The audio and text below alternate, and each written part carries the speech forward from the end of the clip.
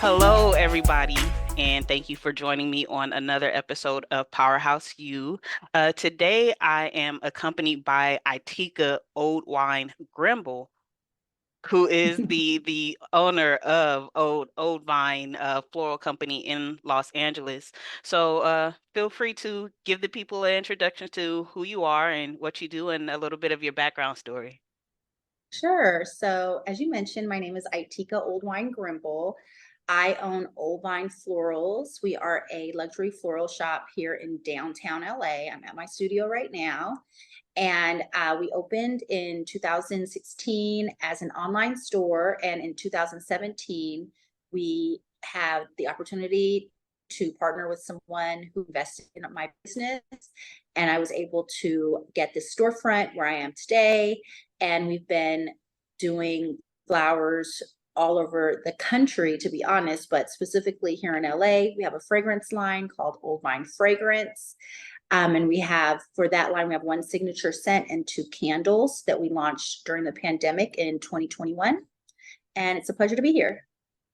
Thank you. Thank you for being here with me. I definitely appreciate it. So, I did a little bit of research on you before doing this, and you came up on a Google search, and I looked into you a little bit more, and I'm like, okay, let me, get to know her a little bit more because based on what I see, there's a lot of marketing and promoting that go into the business, especially being, a luxury floral brand.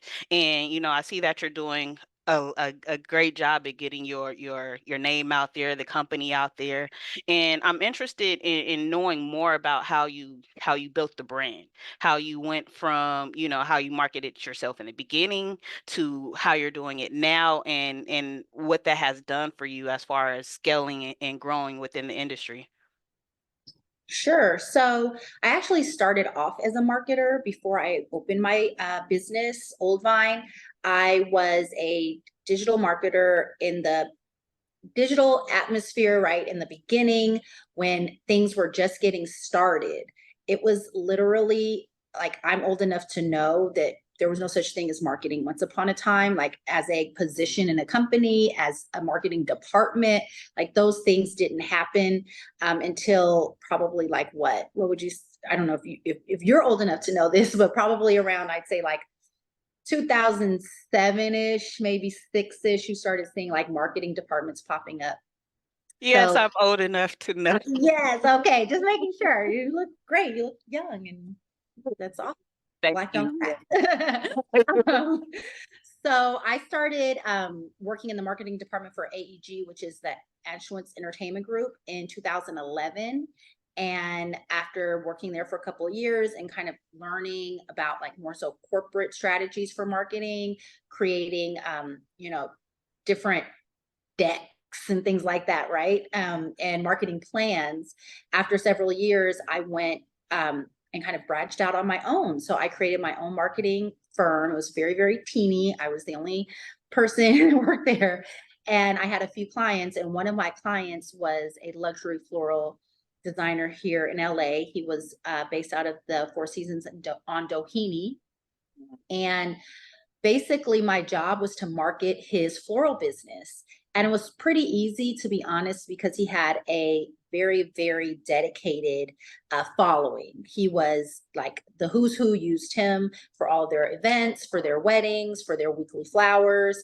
And so I really just kind of helped him manage his emails and I started doing email blasts. I helped him build out his website. I created social media page for him because he didn't even have like Instagram for his company. So it was like that was 2011, right? Where some companies did not have Instagram.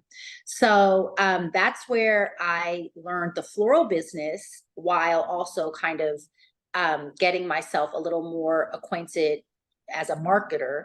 And then in 2000, that was in 2014, 2016. And then 2016, I left and I decided that I would start my own floral business. It was totally nothing that I had ever thought about. But after working with him with flowers, with the floral designers, I just fell in love with flowers. And I felt confident that I could market my own business because I had done it for him. How would you say the transition was from being, working with him as your mentor to actually going out on your own? Like, okay, I got this. Yeah, Was it tough for you in the beginning, or was you consider him a mentor? I would assume, right? 100%, 100%. Um, it was definitely tough in the beginning. I feel like I was not an entrepreneur in the sense of some people are career entrepreneurs, right? They've been like entrepreneurs since like elementary school, selling candy or whatever they're doing, right? I wasn't that way. I always thought that I would go the corporate way. So I went to UCLA, I went to University of Chicago to get my master's. I started applying to, corporations. I actually worked for the Oprah show for 10 years. And so I felt like I was going to be more of like climbing the corporate ladder kind of girl. And it wasn't until the corporate ladder was like not letting me climb up. I was like, hey guys, I'm trying to go up. And they're like, no, no, no, it's you're cute right there, right? On that one level that you're at, that's where you should be. That I started getting frustrated. So starting my own business, while it was daunting and like, oh my God, what am I doing? I also knew that the opportunities in corporate America that I thought were going to be available to me were not. And so it was kind of like, I might as well try something new, because this isn't getting me where I'm trying to go.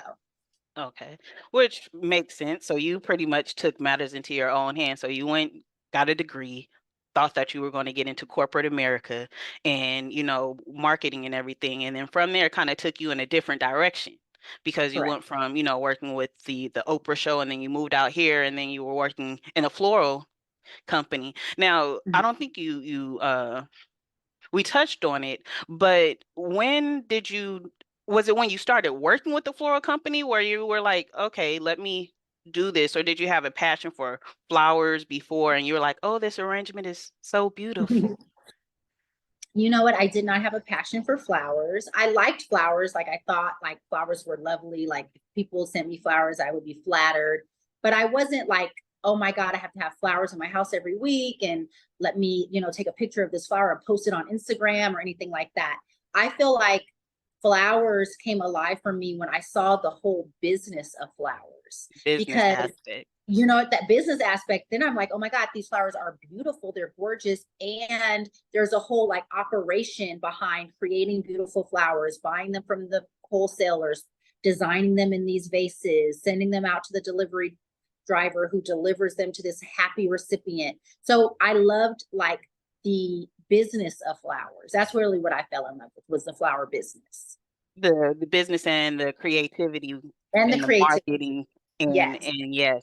And then so you do a lot of networking too, I would assume, because you are the brand. You have to go out there and sell to a certain type of clientele when you do this. Now, when you do that, what part of your personality do you think is best when you go and meet these new clients, or even, just I would say both type of clients, people that you've worked with before. I Let me rewind because I have the No, question in my head. But the question I have for you is, what aspect of your personality do you think has been helpful in building your career? uh, I think I would have to say the fact that I am an extreme extrovert. So I really do enjoy people. I like being around people. I like talking to people. I like engaging with people. I like sharing with people. I like hearing people's stories. I like them sharing with me. Um, I'm not one of those people that um, I might not be as open about like what I'm doing or what I got going on, because sometimes I'm like, I don't want to be judged or whatever. But I am very much into like, well, what's going on with you? Did we call that nosy? I don't know. But so I think part of like being a good businesswoman, especially when you're forward facing, is to really have that true desire to get to know your clients and your customers and to understand what they want and what they need and what makes them happy, what makes them tick, what makes them not happy, what they don't like. You know what I mean? So I feel like my genuine curiosity and my genuine like I really do care, that helps because it comes across as being genuine, and then that kind of draws people to you and to your business. Yes, 100%. And we're different, completely opposites. You're an extrovert. I'm an introvert. So I go into a room like, "Hi." and wait for people to approach me. So, you know, I learn a lot of lessons from people like you, the ones that like to go out and be social, and you use your personality to your advantage, especially in helping you grow and get clientele. And so the way that, the floral business works, is what would you say is the best marketing strategy you have besides yourself? Well, I would say the best marketing strategy I have is a strategy I learned in real estate. So I had a very short stint in the world of real estate, and Mhm. I one of the things they teach you is to go out, and I think they call it like your farm, but it's the people that are the closest to you, and start trying to sell homes to them. And even if they're not in a position to buy a home or interested, then the idea is that they will tell someone else, who will tell somebody else, who will tell somebody else. And so that was my strategy from the beginning. I went to my closest friends, my dearest friends, my colleagues, my coworkers from other jobs I've had in the past, classmates, and I explained to them, hey, I'm opening my own flower business. We're going to be in downtown LA. I'm servicing Los Angeles. I would love to service you if you have an upcoming dinner, birthday, graduation, wedding. And lo and behold, that's how I got my first, 10, 20, 30, 100 clients, to be honest, was really just telling the people that I knew directly and then them telling other people. And then from there, I started getting orders. Okay, so it's pretty much word to mouth. So marketing, Mhm. promoting your brand, and then going the route for word to mouth and getting the brand out there. So, and then when it comes to when you transition, did you start with a brick and mortar location or did you have to grow into it? I grew into it. Luckily, it didn't take very long. We launched in 2016, and then we moved into our space in 2017. Hmm. Flowers, they're dirty, like the leaves, the dirt, the water, the cleanup, and all that. That gets a little messy. So I was doing it in the living room. I was doing it in the kitchen. I lived in a loft with my now husband, and it was just kind of like it was everywhere, buckets and stuff. He was like, I can't. And the universe answered his prayer and mine. And we actually moved into a space across the street from the building we lived in. Oh, so that was a blessing. It all Yeah, worked out. it all And worked out. yeah. So, the next question I have for you too is, when it comes to your career, can you tell me about a time where you had to pivot? Like, what was it that said, okay, I have to change this, and how did you go about that? Yeah, I love this question because I have the perfect answer, and it was the pandemic. So we all lived through it, even my child, who's 2 and 3/4. We all lived through the pandemic, and a lot of us had to pivot, and I was no exception. So we were a very much an events driven floral company before the pandemic. About 80+% of our business came from events throughout the city. And obviously, when the pandemic hit, we could not gather, we could not have events, we did not have events for years. And so rather than, start feeling sorry for myself, I actually worked with kind of like a business analyst, if you will, to help figure out what to do now that LA was shut down, the world was shut down. And we came up with the bright idea that we would deliver flowers, to our clients. I forget the language we use, but it was like no contact delivery. Mhm. And instead of, you know, assuming that people would think of us to send flowers to their friends because hey, they can't see them, so it's their birthday and they still want to show them that they love them, they should send them flowers. Your wife usually take her to a nice restaurant or on a trip for her birthday and you can't do it, or anniversary, send her flowers because you're going to be, out of luck. The mall's closed, but we're open. So I literally started calling people, and all my entire client list, I printed it out And I called everyone and I said, just wanted to let you know that we are still open for business. We're happy to deliver flowers for you for any occasion. We went into house plants. So I had created a plant collection that I did not have before, because at the time everybody started, really getting into making their home, a wonderful space to be in, since you had to be in it for so long. And so we created the indoor and house plant collection that really kicked off, during the pandemic. So that was the time that I 100,000% had to pivot. And you have a fragrance too. Did you start that during the pandemic or did you start that during a different time? I did start it during the pandemic, so we had a lot of time on our hands. And the great thing about the fragrance that we created was that we could do it from our home. We worked with a company called Firmenich, which is the world's top fragrance maker. They have the world's best noses, and we worked together in tandem to create our signature fragrance called Meadow Bloom, and two candles, Bridal Bouquet and Find Your Zen. Just nice. You hustled during the pandemic and got Yes, everything you could during that time, huh? listen, You listen. have to you have to do, huh? I Yes. I get it. I totally get it. So another question that I had for you was and I think we kind of went over it in the beginning as well, is who's been important to you in your professional career, uh your mentor? And how would you, that was the answer that you said earlier. I believe you told me your mentor who you work Mhm. for, he helped you along the way. Uh Yeah. where do you feel being with him allowed you to grow in the industry, and do you still keep that connection today? Is he still helping you grow, or how do you guys work together? Well, if I would not have met him, if he would not have given me an opportunity to work for his floral company, I do not believe I would be in the floral business today. I think maybe I'd be doing something else. But he gave me such great insight into the business, and he really allowed myself to kind of have carte blanche. Like, he wasn't there all the time micromanaging. He just was like, figure it out. So I was able to really discover so much, that if it was a lot of red tape preventing me from figuring certain things out, then Mhm. it's like, how would I know? So I knew what buyers to buy which flowers from at the flower mart, where to get the vases from, how much they would cost, what the price point should be. I knew all of these things in addition to knowing how to market the business. So he really was pivotal. We're not in touch as much. He's pretty much a jet setter, to be honest, and he lives a very, very fabulous life. And I Nice. am, listen, I'm here in the mud. She is still getting it out the mud. So, but I, we still like stuff on Instagram and things like that, okay. keeping it. Well, you're still connected somehow. Yeah. Yes. That's good.